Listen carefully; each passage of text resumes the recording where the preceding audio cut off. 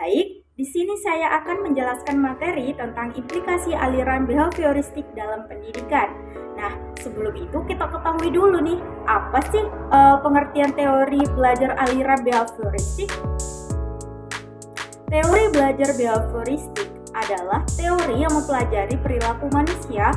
Perspektif behavioristik ini berfokus pada peran dari belajar yang menjelaskan tingkah laku manusia dan terjadi melalui rangsangan berdasarkan stimulus yang menimbulkan hubungan perilaku reaktif atau respon hukum-hukum mekanistik.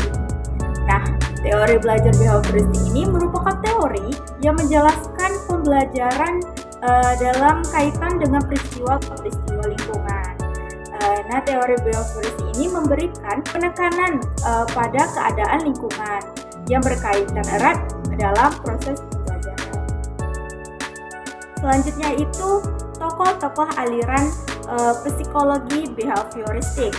Nah, adapun tokoh-tokoh aliran behavioristik yang pertama itu Johann B. Wasser, yaitu mengembangkan aliran behavioristik yang menekankan bahwa tingkah laku manusia itu sepenuhnya ditentukan oleh interaksi antar stimulus dan respon yang dapat diamati secara langsung.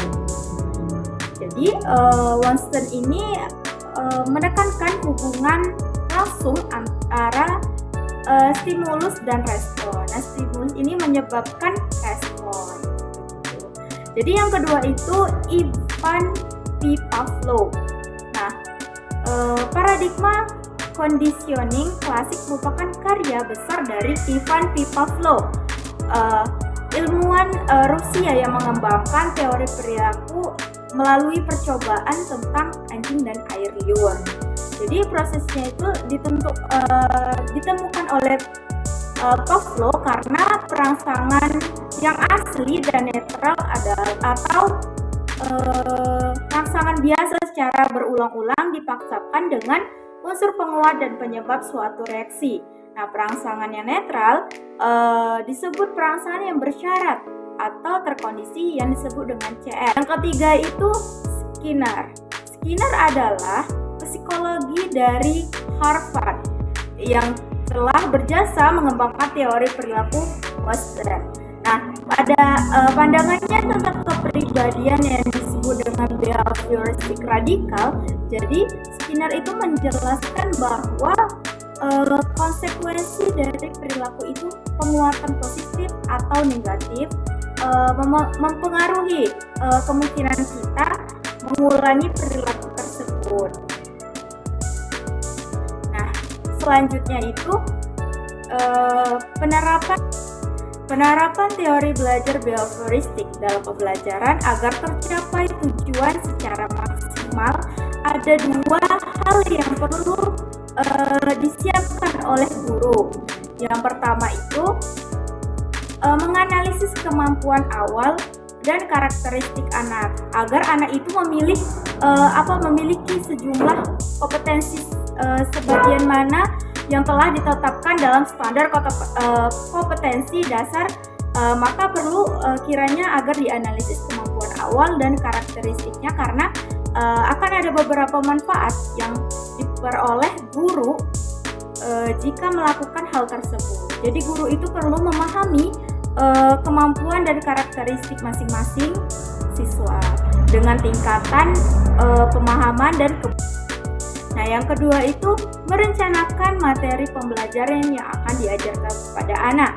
Nah, untuk dapat memberikan layanan pembelajarannya kepada siswa semua kelompok siswa atau anak, guru itu setidaknya menggunakan dua pendekatan. Yang pertama itu anak itu menyesuaikan diri terhadap materi. Pendekatan ini lebih tradisional, di mana siswa itu harus menyesuaikan diri dengan materi pembelajaran yang telah ditentukan. Jadi guru itu menyampaikan materi sesuai kurikulum dan siswa yang diharapkan mengikuti dan memahami. Nah, yang kedua itu materi pembelajaran disesuaikan dengan keadaan anak.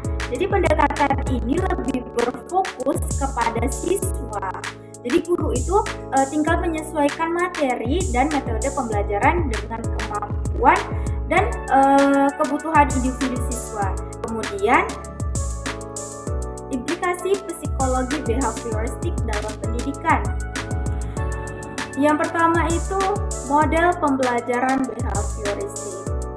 Ada 5 model pembelajaran behavioristik, yaitu yang pembelajaran yang mengarahkan siswa untuk mempelajari materi dan kemampuan akademik secara langsung.